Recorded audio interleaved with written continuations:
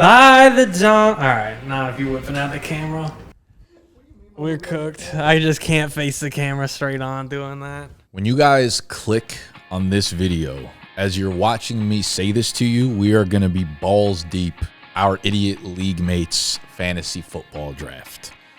That's what we're calling this league. It's kind of the only thing I've been thinking about work-wise. We're trying to think about how do we tell the story of the league throughout the year. So we're going to have Joe in here every Sunday. I had a meeting with Tony and Nick. I'll be here twice a week now. I'll be here on Sundays to document and capture more footage of the vlog, but more importantly for the podcast that's going to be going out, Tony is in charge of. They're going to be doing like a weekly podcast recap, like a reality TV show type thing. The podcast will cover like everything going on in the league for that week, whatever the trades, all that type of bullshit. Going to get behind the scenes stuff on Sundays while we're watching it, the games and everything, who's yelling at who's screaming at who needs someone to score a touchdown, who needs somebody to come up big with a catch, you know, all that crazy shit that happens. Probably add some of that stuff to the vlogs when the season starts. So that's going to be pretty cool. Pretty much double the content now. So you guys will have footage of us watching the games in the office, all of us together every weekend.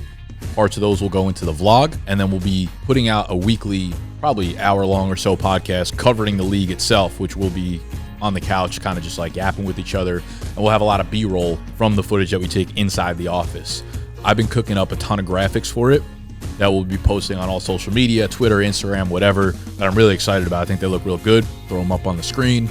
I'm putting Tony pretty much in charge of posting the league externally and keeping people engaged and keeping people in the loop of what's happening. Joe and I had a meeting with Nick earlier today to discuss the content that's going to go around it. Basically, not only we're going to have like a long form podcast each week discussing how the league's going down, I'm going to be doing like weekly recaps, and we're hopefully going to have a bunch of graphics and short form content going out. It's going to be a little bit of a reality show for sure. If you've ever seen The League with Nick Kroll, we're hoping that it's a little bit like that, where it's not just updates and like standings of the league, but also the dynamics that take place in this office during the football season. So excited about that. I've been working with JL to try to get the software in place so that you guys can play along and bet on matchups that are happening each week. And it's been a short turnaround. We kind of just thought of this idea maybe a week or two ago. So hopefully we can get something stable and decent in place, and we'll kind of rock with that for a year and then see how we can improve on it going into year two. Yeah, I'm excited for it. As you're watching this right now, I might have just taken fucking Justin Herbert right off the board to be my QB1. That could be happening.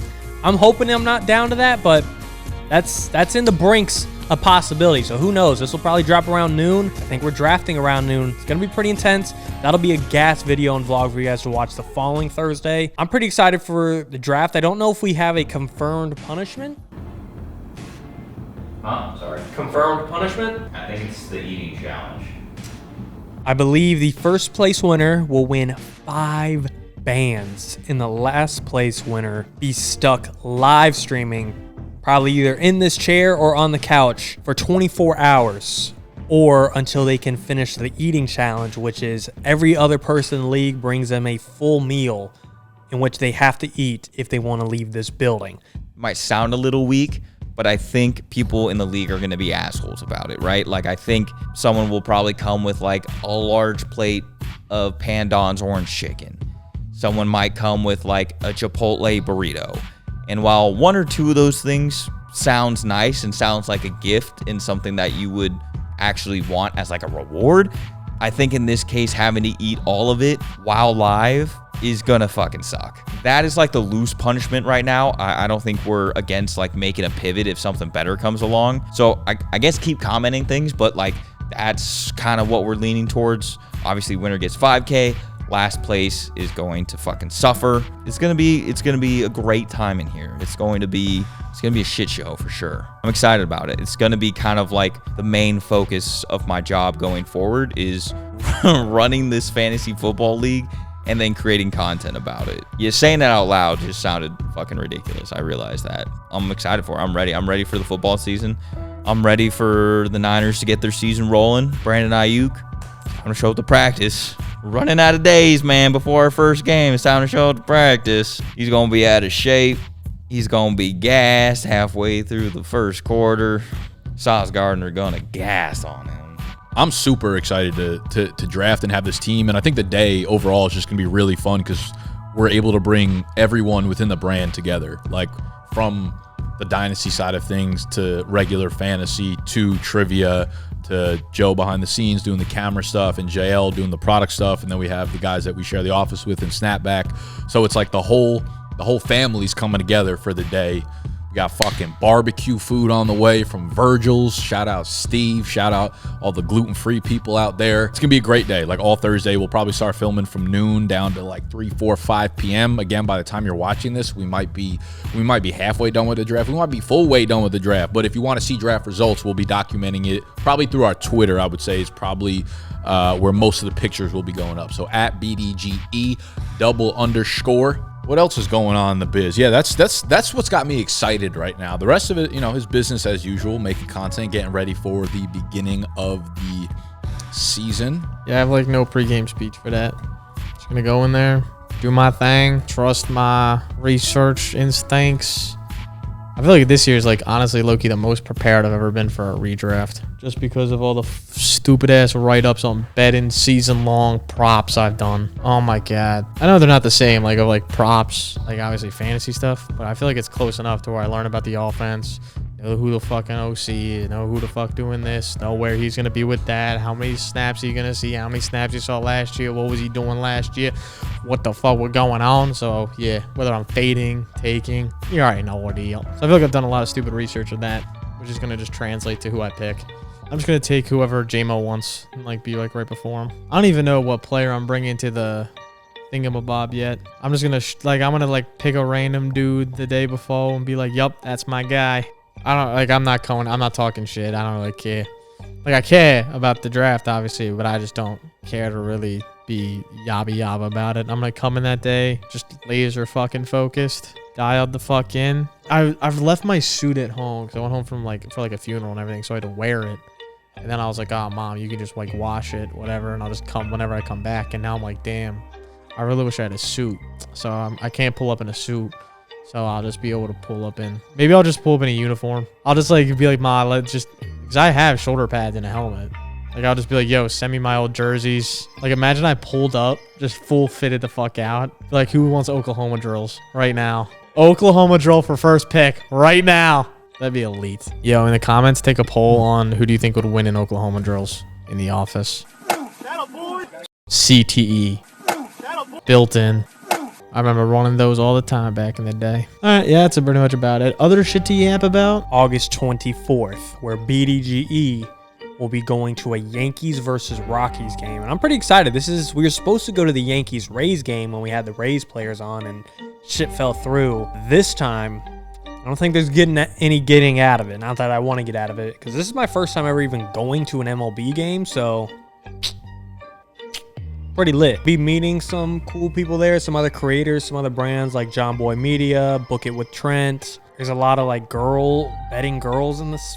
I gotta chill. Like, I don't know what to call it. There's just like a lot of female cappers that work with Pickett that'll be there. I don't know any of their names. There's a lot of cappers in general that'll be there. Basically, all of Pickett's partners that are within the general area that can pull up will be there, and we're one of them. Snapback will be there, not Casey and Jack, but Nate and Cone. Do any of us know Cone's real name? Honor. You've never met Cone? He keeps to himself. He stays over there. But yeah. I'm not quite sure how that's going to pan out, because I feel like all the creators that work with Pickett are like individual content creators that focus on gambling. Meanwhile, we're kind of like a group fantasy football company, so none of us are really that in tune with baseball. None of us really gamble that heavily, while I feel like the other creators that are going to be there are like, that's their bread and butter, you know? It'll be interesting. Should be pretty cool. I'm hoping the Yankees just fuck up the Rockies. I don't know why I care. Like, I'm not a fan of either team, but it'll be cool to see Aaron Judge and Juan Soto in person for once. So, off that bucket list, even though that wasn't Wasn't on there in the slightest, but I'll take it. I'll throw it on there now because I know it's going to happen. Speaking of Pickett, if you're not somehow, some way already on the Pickett app, if you sign up using code BDGE, you'll be entered into a BDGE merch raffle. Everything is free. The merch is free. The raffle is free. Signing up is free. Typing in code BDGE is free. Pickett is free. Get on it. Unless you want to pay full price, we do have merch available back on bdg.shop. But again, the free option, enter the Pickett raffle, link below. Yeah, Aaron Judge, Juan Soto.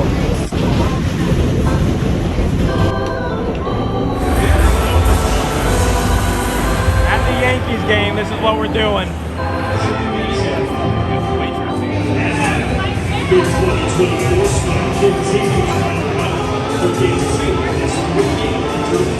Nothing better than a boy sweating a Yerfie. How you doing? How you doing? Yerfie cash, Joe. All right, Joe, me and Gut got money on Juan. He about to hit the Juan. Okay, Juan. Welcome up, Juan. Do it for the Juan time. Yo, lock in. Lock in, kid. Go.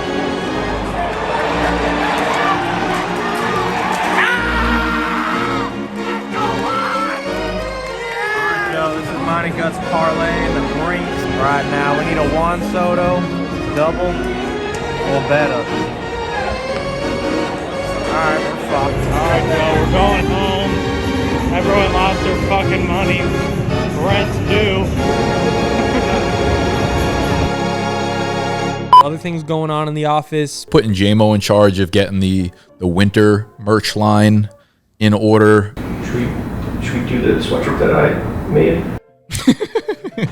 The big circle in the front. Yeah, that was fire. JMO's job's already done for him because he did it. Yeah, so we made some template hoodies a while back, and safe to say those will never see the light of day. Shout out to Joe for that. Stick behind the camera, buddy. But yeah, putting JMO in charge of some other things. One thing with JMO is, like, I see he gets antsy sometimes with things to do, and I've pushed him really like headfirst into a role that's like so content specific. Chris, come down here. I need to talk to you. And I think his best attributes are his overall creativity and just resourcefulness, like figuring out how to get shit done.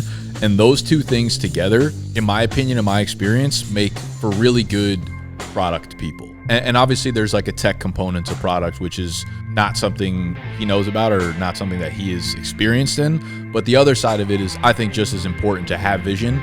And then when you have the vision, being able to figure out how to get shit done. So I want to start pushing JMO a little bit more down that direction because I think he'll be really good at it. So I was like, I want you to launch a product. I don't care what it is, hardware, software, service, in live person event. Like, I don't care what it is, something that will be given out to people, the public, whatever, by January 1st. So I wanted him to go from start to finish through the product, because I also think, like, one of the things I want to make sure that the people in here are getting from this is not just, getting a paycheck and working here, but learning how to be a self-sustaining creator on their own.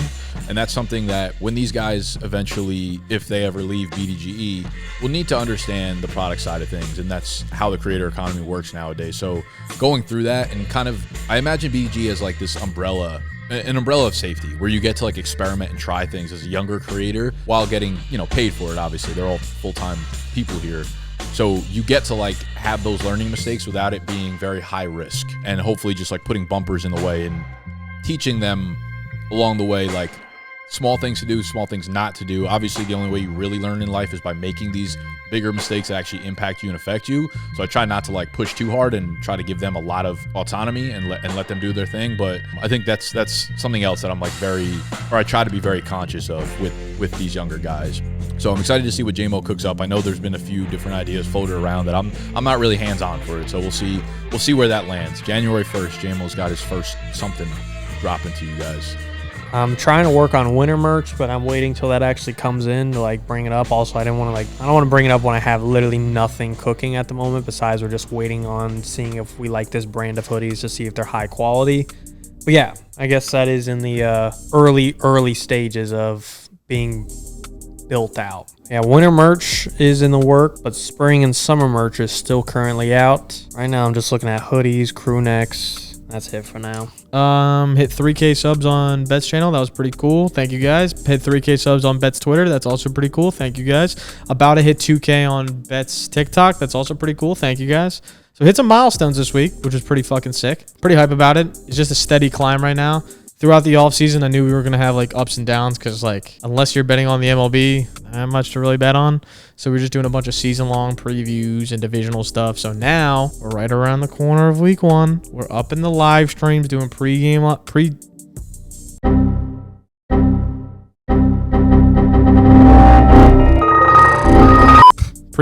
live streams. So we're like getting into rhythm, getting to where we're going to be. The college football is back this week. By the time you're watching this video, I'll be doing like prep stuff for college football. But as of this week, today, the week before you're seeing this, the only game on is really the Florida State game. And it's like against Georgia Tech. Unless you're taking the spread of Georgia Tech, there's not much to bet on. Some people were like, let's bet on the DJ unders because like DJ stinks. Sure. He's also gone under that line a fuck ton last year. It's like 244.5. It's just high, but we'll see by the time you see this video. But it's just like not a lot to bet on when I'm betting like Kansas versus St. Lawrence. It's like, what the fuck am I? Like, what do you possibly know? So this week that you're seeing this, Clemson, Georgia is going to be playing. I am gassed for that game. Penn State's going to be playing West Virginia. There's going to be other good games on as well throughout the entire day. So I'm definitely going to be betting on some college football then. And you guys will know all that. I'm pretty stoked for that. Plus week 1 is right around the corner. We're getting amped. As of right now, call the win total for the Jets. What do you think? You think they get 11 wins? My bold prediction this year, bold for the Panthers, bold, 6 wins. If we get 6 wins, I'll be happy. We have a pretty shitty schedule. I think the Saints might actually come in last in the division. Like, I think we're going to have like 6 wins, but the Saints might actually have like 3. There's like, I was looking at their roster. I was looking at like Kamara bets. They are actually so bad. They have nobody. They have like Marshawn Lattimore, who gets injured every other play now. They have Tyrann Mathieu, who's like dust at this point. Like, they just have nobody. Their line is horrible. Like, actually horrendous.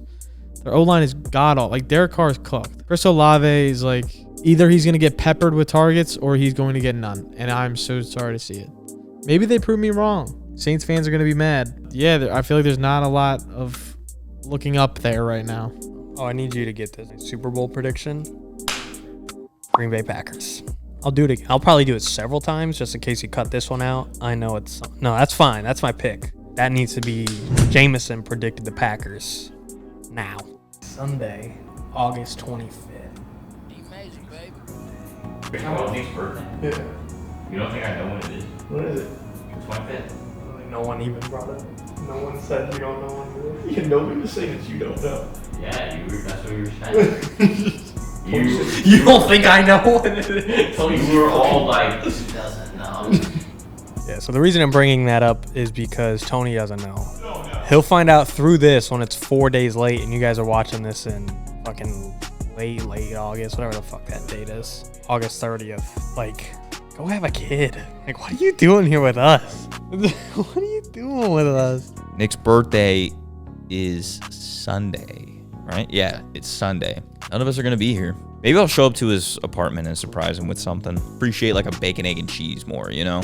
Margarita, for sure. Like that, a bacon, egg, and cheese he would like eat out of my hand as I'm giving it to him. Like a cake, he'd be like, thanks, but then you'd just like throw it away. So that's what I'm going to do. I'm going to do that. Sunday, we're getting bacon, egg, and cheeses for Nick. I'll pop by his place. Yeah, why not? Put a candle in it. It's Nick's birthday. Happy birthday to Nick. Or it's not Nick's birthday. In 2 days, it's Nick's birthday. Hopefully at that point, I'm inserting a clip of Tony giving Nick a bacon, egg, and cheese at this moment in the vlog. Yeah, I'm taking Jordan Travis first overall, Superflex. I think that's it. That's all I got. Hopefully I didn't draft Deshaun Watson. That's really all I could say.